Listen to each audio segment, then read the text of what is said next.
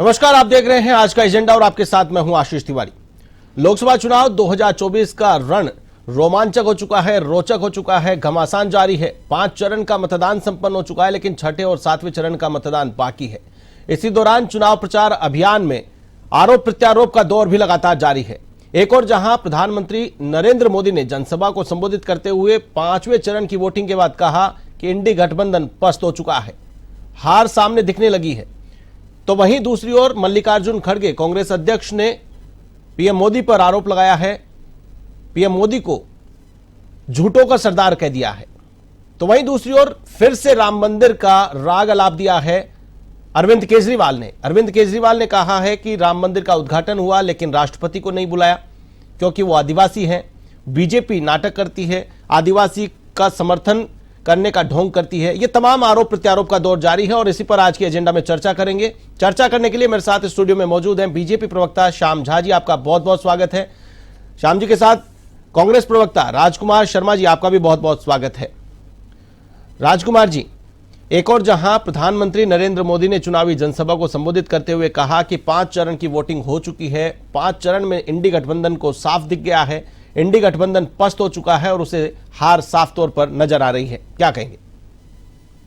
देखिए आशीष जी, भारतीय जनता इंडी गठबंधन तो 5 चरण चुनाव में जैसा कि प्रधानमंत्री कह रहे हैं पस्त हो चुका है, लेकिन मैं तो आपके चैनल पे कह रहा हूँ भारतीय जनता पार्टी या देश के प्रधानमंत्री तो संतुष्ट है ना। वो तो 400 पार जा रहे हैं ना, या उनकी गाड़ी भी कहीं 200 सवा 200 के आसपास आके टिक गई है। ये भारतीय जनता पार्टी गुमराह कर रही है देश के मतदाताओं को। 5 चरण के मतदाताओं जो अब तक वोट डले हैं, 5 चरणों में जो वोट प्रतिशत घटा है वो दर्शाता है कि भारतीय जनता पार्टी में देश की जनता का, देश के मतदाताओं का विश्वास रहा है या नहीं रहा है। भारतीय जनता पार्टी ने अरबों खरबों रुपए लगा करके बहुत प्रयास किया कि देश की जनता को हम बेवकूफ़ बनाए रखें, देश की जनता में झूठा है विश्वास बनाए रखें। लेकिन देश की जनता अब समझ चुकी है, देश की जनता जान चुकी है कि हमारे देश के प्रधानमंत्री की जो काट की हांडी थी 2014 में चढ़ी मान लिया, 2019 में चढ़ी मान लिया, काट की हांडी दो बार थोड़ी चढ़ सकती है, लेकिन 2024 में 2 बार थोड़ी चढ़ सकती है। काट की हांडी एक बार चढ़ सकती है। ये भारतीय जनता पार्टी थी और देश के लोगों को एक नई सोच थी, नया सोच था, वो अलग लकड़ी की बना के मंगा ली। लगता था इनको कि नरेंद्र मोदी जी आए हैं, नई सोच लेके आए हैं, नया जोश लेके आए हैं, नया विश्वास लेकर आए हैं। हो सकता है 14 में जो बड़े बड़े वादे किए थे, 15 लाख, अच्छे दिन, काला धन, किसान, नौजवान, ये सब तमाम जो बातें थी वो सब पूरा नहीं कर पाए थे कि देश की जनता ने सोचा कि एक मौका और दो, और 2014 से बेहतर मौका 2019 में दिया। लेकिन देश की जनता बहुत समझदार है, ये किसी को भी नहीं बख्शती है। मतदाता जब तक सिर पे बिठाता है तब तक बिठाता है, और जब मतदाता के जस जाती है, जब वो ऐसा उतारता है, जब याद आ जाती है, तो 2024 और 2019 दोनों का चक्रवृद्धि ब्याज से ही देश की जनता इस बार भारतीय जनता पार्टी का 2024 में घमंड तोड़ेगी। और आप देखिएगा, मैं फिर आपके चैनल पे कह रहा हूं, कुछ दिन बाद परिणाम आने वाला है, अप्रत्याशित परिणाम आएंगे। दोनों नेता एक दूसरे की शक्ल देखेंगे, हो क्या गया। बिल्कुल, शक्ल देखेंगे, हो क्या गया। लेकिन तैयारी भी तो वैसी होनी चाहिए। आपकी तैयारी अगर देखी जाए तो पिछले चुनाव के तुलना में अगर देखा जाए तो इस बार आपके उतने प्रत्याशी भी नहीं है जितने पिछली बार आपके चुनाव मैदान में उतारे गए थे। आशीष जी, हमने कहा हमने तो बहुत बेहतर चुनाव लड़ने का प्रयास किया, लेकिन लगातार आप देख रहे हैं हमारे नेताओं को किस तरीके से अटैक किया जा रहा है, हमारे बूथ को किस तरीके से तोड़ा जा रहा है, हमारे बैंकों को किस तरीके से तोड़ा जा रहा है, और चुनाव प्रचार जो हमारा चल रहा है, हमारी होटलों की जांच हो रही है, इवन हमारे हेलीकॉप्टर्स की जांच कर रहे हैं। अब भारतीय जनता पार्टी किस स्तर पर आकर ये चुनाव लड़ रही है, ये बहुत चिंता का विषय है। सरकारें आती जाती रहती है, परिणाम हार जीत में होते रहते हैं, एक जीतेगा एक हारेगा, और सत्ताएं भी आती जाती रहती है। किसी जमाने में 400 हमारी भी थी, हमने तो उनके बहुत सम्मान किए थे। जब इनके 2 सांसद थे तब इनका बहुत रेस्पेक्ट करते थे। हमने तो इनके कभी बैंक सीज नहीं करवाए, ना इनके कभी हेलीकॉप्टर जांच करवाए, ना इनकी कारें जांच करवाई, ना इनके होटल और बंगले जांच करवाए। अभी हो क्या रहा है, कभी मुख्यमंत्री को पकड़ के अंदर डाल रहे हैं, कभी उसके पीए को अंदर डाल रहे हैं। और पुलिस और सरकारी एजेंसियां जिस तरह की है, वो इतनी साफ सुथरी, इतनी शानदार एजेंसियां हैं जिनका देश की जनता में विश्वास है, देश की जनता उन पर भरोसा करती है। उन तक क्यों प्रिकॉशन लगवा दिया भारतीय जनता पार्टी ने? ठीक है, वो सही बात है, लेकिन 2014 में कांग्रेस ने 464 प्रत्याशी उतारे थे, 2019 में 421 उतारे थे, और इस बार 300 से भी कम 272। तो आपको बहुमत का आंकड़ा चाहिए। तो क्या तैयारी सत्ता पाने की नहीं है, सिर्फ मोदी को हटाने की तैयारी है? नहीं, सत्ता पाने की तैयारी है, और सत्ता पाने के लिए हम किसी भी हद तक उतर जाएं, ऐसा कांग्रेस पार्टी और कांग्रेस पार्टी का गठबंधन कभी नहीं करता है। कांग्रेस पार्टी और कांग्रेस पार्टी का गठबंधन चाहता है हम सरकार में आए या ना आए, लेकिन हमारे देश की एकता अखंडता बनी रहनी चाहिए। हमारे देश में सभी जातियों का, सभी धर्मों का, सभी भाषाओं का, सभी राज्यों का, गरीब अमीर का सम्मान होना चाहिए। लेकिन ये देश एक तरफ जा रहा है। राजस्थान के पूर्व मुख्यमंत्री लगातार कहते हैं मल्लिकार्जुन देश की दिशा में जा रहा है। श्याम जी, कांग्रेस अध्यक्ष मल्लिकार्जुन खड़गे ने आरोप लगाया है कि मोदी झूठों के सरदार है, झूठ बोलते हैं, जनता उनके झूठ में नहीं आने वाली है। झूठ बोल करके 2 बार राज कर लिया, लेकिन अब तीसरी बार उनकी हैट्रिक नहीं बनने वाली है। देखिए आशीष जी, जिस प्रकार से कांग्रेस का चरित्र रहा है, पहले भी कई बार किस भाषा का प्रयोग किया गया, चाहे मल्लिकार्जुन खड़गे हो, उन्होंने भी एक बार पहले बदजुबानी की थी, और मणिशंकर अय्यर और राहुल गांधी, सोनिया गांधी, सभी इनका जो चरित्र है, जिस प्रकार का वो भाषा का प्रयोग करते हैं, और हम लोग उस पर ध्यान नहीं देते। हमारा ध्यान केवल और केवल अभी चुनाव पर है और चुनाव पे फोकस है। मल्लिकार्जुन जी कुछ भी बोले, वो उनका चरित्र है, क्या बोलना चाहते हैं क्या नहीं बोलना चाहते। देश की जनता जानती है कि कौन झूठा और कौन सच्चा। जिस प्रकार राजस्थान के चुनाव में आए थे राहुल गांधी जी और बोल के गए कि 10 तक गिनती गिनिएगा और किसानों का कर्जा माफ हो जाएगा, झूठा कौन, जनता जानती है। जनता की जमीनें नीलाम हो गई, किसान रोड पर आ गए। आज भी वो प्रकरण चल रहा है। राजस्थान सरकार, जब राजस्थान में भाजपा की सरकार आई है तो रुकवाया है उसको, नीलामी अभी भी जारी है। तो किस प्रकार से झूठ कौन बोलता है, किस इतने वो कुछ बेरोजगारों को स्टाइफंड देने की ये बात करके गए थे, क्या हुआ वो जनता जानती है। तो झूठ कौन बोलता है कौन नहीं बोलता, हम उसमें नहीं जाना चाहते, क्योंकि जनता के पास सारे आंकड़े हैं, सारा जवाब जनता जानती है। और कांग्रेस तो इस प्रकार से हताशा में इस तरह की भाषा बोल रही है, लोग टिकट लेने तक को तैयार नहीं है। आप कह रहे थे कि अभी 300 कुछ सीटों पे ये चुनाव लड़ रहे हैं, आने वाले समय देखिए अभी भी 330 सीटों पे जिस पे चुनाव लड़ रहे हैं, वहाँ पे भी कईयों ने टिकट वापस कर दिए, फिर दूसरों को मनाया गया। कई बोलने लगे कि हमें तो ज़बरदस्ती लड़ाया जा रहा है, हमारी मंशा नहीं है लड़ने की। तो इनके लिए तो चुनाव लड़ने तक के लिए आदमी नहीं है तैयार। आप कह रहे हैं कि ये सरकार बनाने की बात कर रहे हैं, राजकुमार जी किस प्रकार से कर रहे हैं हमें तो समझ में नहीं आता। ठीक है, लेकिन केजरीवाल भी आप पर आरोप लगा रहे हैं, जिस प्रकार से उन्होंने कहा है कि राम मंदिर का उद्घाटन किया गया, लेकिन जो आदिवासियों की हितैषी बनने का प्रयास बीजेपी कर रही है और देश की सर्वे सर्वा, देश की राष्ट्रपति, उन्हें उस मंदिर का उद्घाटन करना चाहिए था, उन्हें इस मंदिर का उद्घाटन करने के लिए नहीं बुलाया गया क्योंकि वो आदिवासी हैं। आशीष जी, इसमें 2 बातें मैं कहना चाहूँगा। राम मंदिर कोई भाजपा ने नहीं बनवाया, राम मंदिर में जो उद्घाटन हुआ वो कार्यक्रम भाजपा ने नहीं किया। तो आपने अगर राम मंदिर नहीं बनवाया तो फिर चुनावी सभाओं में ये क्यों कहते हैं कि राम मंदिर हमने बनाया, हमने वादा किया था, हमने राम मंदिर बना दिया? सुनिए आशीष जी, मैं वही कह रहा हूँ, मैं थोड़ा सा टंग स्लिप हो गया। राम मंदिर बनाने में भाजपा की भूमिका रही, जो उद्घाटन की मैं बात कर रहा था वो भाजपा ने उद्घाटन नहीं किया। वहाँ राम मंदिर का जो ट्रस्ट है उनका वो कार्यक्रम था, वो उनकी इच्छा थी, किसको बुलाया जाए किसको ना बुलाया जाए वो उनके विवेक पर था। उन्होंने राहुल गांधी को, सोनिया गांधी को, खड़गे जी को भी बुलवाया था और उन्होंने बड़ी बेशर्माई से और लिखित में उस निमंत्रण को ठुकराया। और रही बात आदिवासी की, तो आप देखिए देश में पहली बार महिला आदिवासी राष्ट्रपति बनी, किसने बनवाया, किसने पहल की, वो बात देखिए। और केजरीवाल जैसा धूर्त राजनेता, उसकी बात का तो क्या जवाब देना। पूरा देश के सामने आज किस प्रकार से एक्सपोज हुए, जमानत पे घूम रहे हैं कितने बड़े घोटालों में, और महिलाओं के सम्मान की बात करने वाले, उनके कार्यालय में किस प्रकार से पीटा गया एक महिला को पुरुष के द्वारा, उनके पीए के द्वारा। उसके लिए वो उसको बचाने के लिए रोड शो कर रहे हैं, अपने पीए को बचाने के लिए। ऐसे क्या राज छुपे हैं उस पीए के पास? इतने नेता जेल में गए, सिसोदिया जी गए, जैन गए, और क्या नाम है उनका, वो संजय जी गए, केजरीवाल जी गए, कभी रोड शो नहीं हुआ। एक पीए को बचाने के लिए रोड शो, ये राजा की जान क्या तोते में है क्या? वो देखने की बात है कि उसको बचाने के लिए रोड शो तक करने के लिए तैयार हो गई आम आदमी पार्टी। तो महिलाओं के सम्मान की बात आम आदमी पार्टी के मुंह से अच्छा नहीं लगता। ठीक, चुनाव की बयानबाजी को लेकर हम चर्चा कर रहे हैं और इसी दौरान चर्चा करेंगे प्रधानमंत्री नरेंद्र मोदी की 2 जनसभाओं की।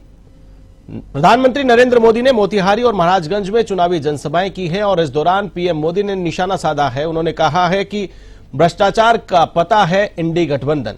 उन्होंने कहा कि इन नेताओं की 3 बातें एक जैसी हैं, कम्युनल, जातिवादी, परिवारवाद।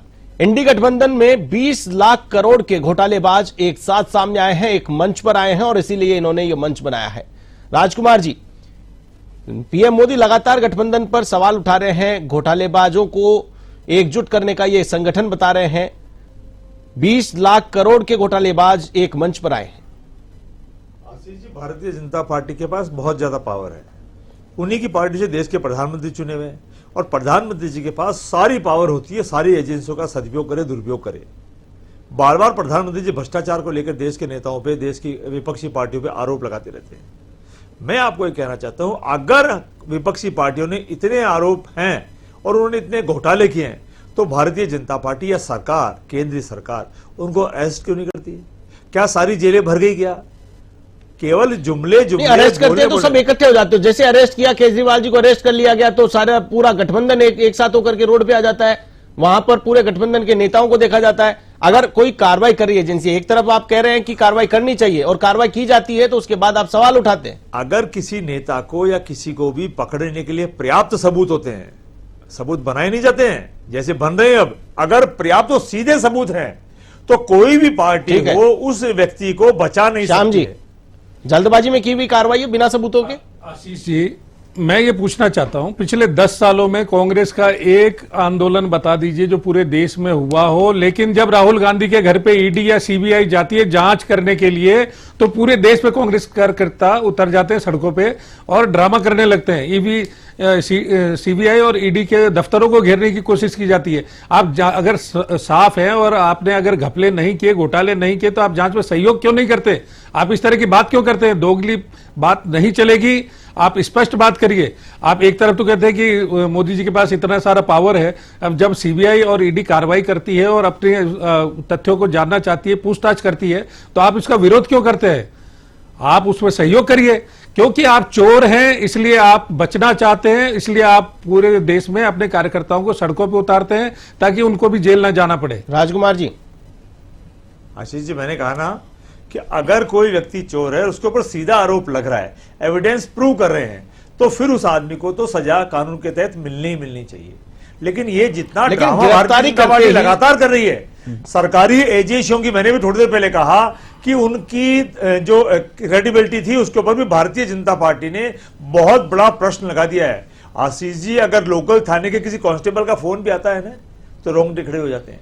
लेकिन ईडी जैसी संस्थाओं के 5-5, 10-10 नोटिस आने के बाद अगर हिंदुस्तान के किसी पॉलिटिकल कार्यकर्ता या नेता के रोंगटे खड़े नहीं होते हैं, वो उसको टालता रहता है, तो इससे समझ लीजिए कि उसकी विश्वसनीयता कितनी खत्म कर दी है। और ये काम किया भारतीय जनता पार्टी ने, देश के प्रधानमंत्री जी। मैं आपके चैनल पे फिर कहना चाहता हूं, कांग्रेस पार्टी खुद चाहती है कि जीरो टॉलरेंस पे काम होना चाहिए। कोई भी अपराधी भी हो, बचना नहीं चाहिए, चाहे वो छोटा हो चाहे बड़ा हो, चाहे वो कांग्रेस का हो या बीजेपी का हो। जांच में सहयोग क्यों नहीं करते? जीरो टॉलरेंस होगा तो बताइए, भगते क्यों है जांच से? जीरो टॉलरेंस होगा कैसे? आप ईडी पे सवाल उठाते हैं, आप इनकम टैक्स पे सवाल उठाते हैं, आप सीबीआई पे सवाल उठाते हैं। कौन सी संस्था आप, इवन कोई ऐसे केस होते हैं उसमें सुप्रीम कोर्ट तक को आप लपेट देते हैं, कौन सी संस्थाओं को आप छोड़ते हैं? किस पे भरोसा है? आशीष जी, ये जितनी भी एजेंसी आपने नाम गिनाए, गुजरात कब गई थी, हरियाणा कब गई थी, ये आती है दिल्ली आती है, ये आती है हिमाचल आती है, ये आती है राजस्थान आती है।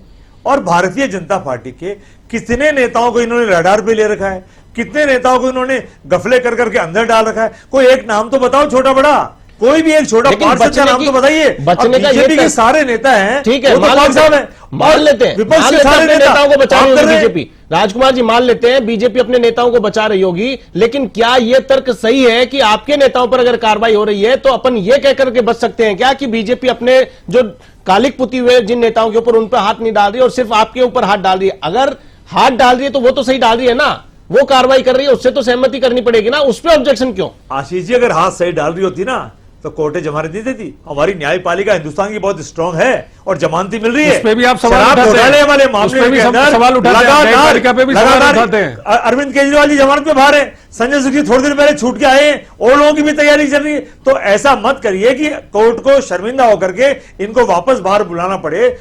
सरकारी कोर्ट शर्मिंदा होकर के जमानत कभी नहीं देती है, कोर्ट शर्मिंदा होकर के कभी जमानत को तकलीफ होती है कि मेरे हिंदुस्तान में क्या हो रहा है। जो जांच एजेंसी है, कोई जांच कर रहा है, उसे फटकार लगा सकती है। कोर्ट कभी शर्मिंदा नहीं होती है, शर्मिंदा होकर के कभी भी बेल नहीं दी जाती है। श्याम जी, देखिए, जिस प्रकार से इन्होंने कहा, संजय सिंह और अरविंद केजरीवाल दोनों जमानत पे हैं, जमानत कोर्ट से मिली प्रचार करने के लिए, वो क्या अपने सारे जो कालिक है उसको मिटाने में लग गए, ताकि मकसद कुछ और था, जमानत उन्होंने ली कुछ और बोल करके।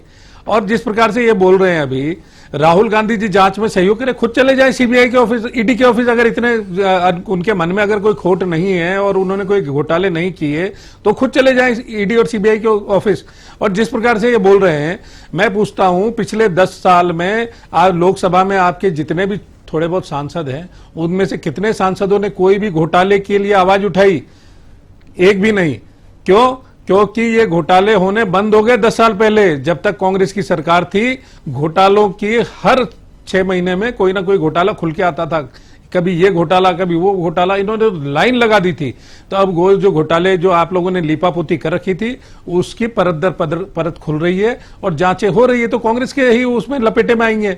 बीजेपी की तो सरकार रही नहीं, बीजेपी की तो अभी आई है।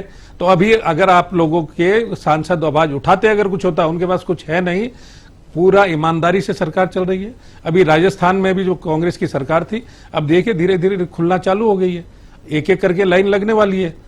किस प्रकार से इन्होंने पेपर की दलाली की, किस लेकिन हरियाणा में खड़गे ने चुनावी जनसभा को संबोधित किया है और उन्होंने कहा है कि राम मंदिर को लेकर के बयान दिया, जनसभा को संबोधित किया। भारत में 33 करोड़ देवी देवता हैं, सबकी अपनी अपनी आस्था है, जो जहां मन करे वहां जा सकता है। लेकिन आपने उसे मुद्दा बना दिया।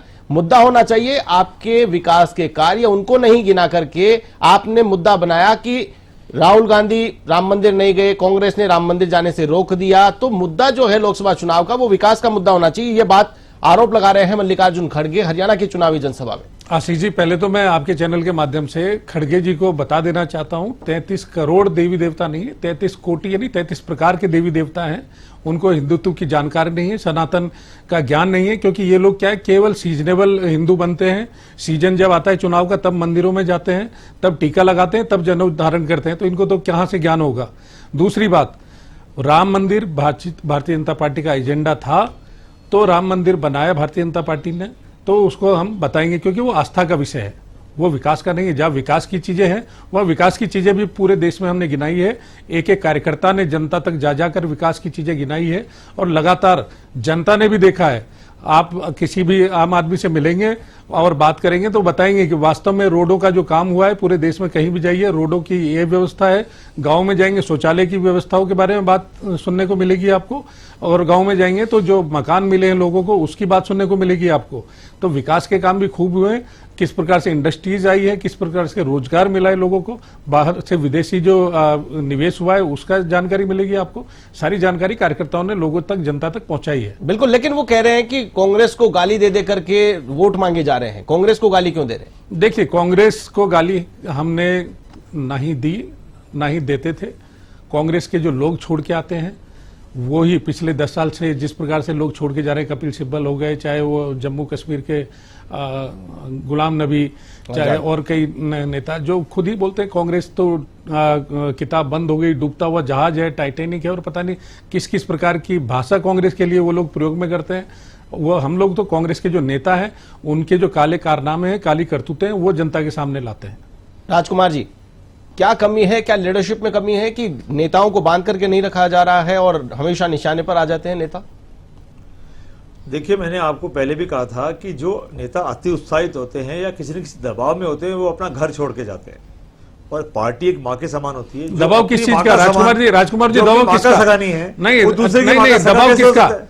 राजकुमार जी, दबाव किस चीज का? सरकारी एजेंसियों का दबाव है। सरकारी एजेंसियों का दबाव तभी होगा अगर उन्होंने घोटाले किए हैं, तो दबाव कोई डाल सकता है। इसका मतलब आप मानते हैं कि कांग्रेस में सारे घोटालेबाज थे? आप ये स्वीकार करते हैं? नहीं, जो आपके कहने का मतलब यह है कि दबाव तभी पड़ पाएगा। आशीष जी, आप बताइए, क्या वो सारे घोटालेबाज थे तभी दबाव आए? और दबाव से आते तो क्या राहुल गांधी जी नहीं आते? क्या लालू प्रसाद यादव नहीं आते?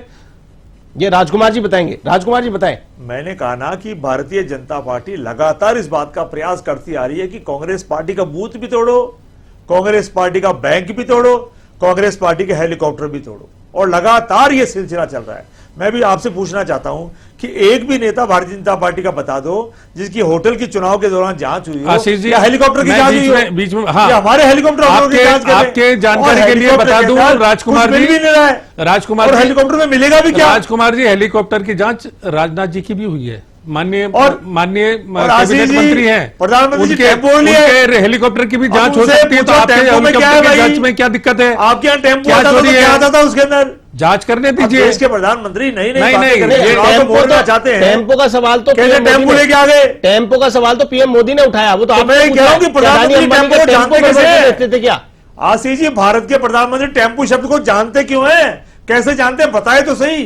हिंदुस्तान की जनता पूछना चाहती है वो कि तो आपसे सवारी वाले पूछे। टेम्पो की बात कर रहे वो हो, तो आपसे लोडिंग वाले पूछे। टेम्पो की बात कर रहे हो, या उसमें कुछ और था या और कुछ है? श्याम जी, इसको श्याम जी, आप कौन समझ से सकते हैं टेम्पो ज्यादा की? बेहतर। श्याम जी, देखिए, कौन से टेम्पो की बात कर रहे ये हैं? बेहतर जानते हैं। कांग्रेसियों ने जिस प्रकार से इस्तेमाल किए हैं टेम्पो, वो भी बेहतर जानते हैं। और मैं बता देना चाहता हूं, जिस प्रकार से बार बार हेलीकॉप्टर की जांच का विषय उठा रहे हैं, माननीय कैबिनेट मंत्री राजनाथ जी का भी हेलीकॉप्टर चेक हुआ है इसी चुनाव में। अगर कुछ सब कुछ ठीक है तो चेक करने में क्या दिक्कत है? क्या आप कोई चोरी चकारी कर रहे हैं क्या, जो आपको हेलीकॉप्टर की जांच में आपत्ति है? जब कैबिनेट मंत्री की हेलीकॉप्टर की जांच हो सकती है तो आप क्या हैं?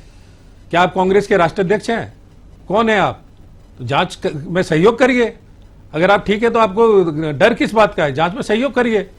लेकिन वास्तविकता ये है कि इनके मन में चोर है और ये खोट है इनके मन में, और इन्होंने चोरियां की हुई है, इसलिए हर जांच में इनको डर लगता है। सीबीआई जांच करने जाती है उससे डर लगता है, ईडी जांच करने जाती है उससे डर लगता है, हेलीकॉप्टर चेक होता है उससे डर लगता है, इनकम टैक्स चेक करने जाती है उससे डर लगता है। और सवाल उठाने के नाम पर सेना पर सवाल उठाते हैं, न्यायपालिका पे उठाते हैं, ईवीएम पे उठाते हैं, सीबीआई पे, ईडी पे, इनकम टैक्स पे सवाल उठाने के लिए ये हर एजेंसी पे सवाल उठाते हैं। ठीक है, अंत में चलते चलते चर्चा कर लेते हैं 5वें चरण के मतदान प्रतिशत को लेकर। मतदान प्रतिशत 62% के आसपास हुआ है और सबसे ज्यादा पश्चिम बंगाल में मतदान हुआ है 76%।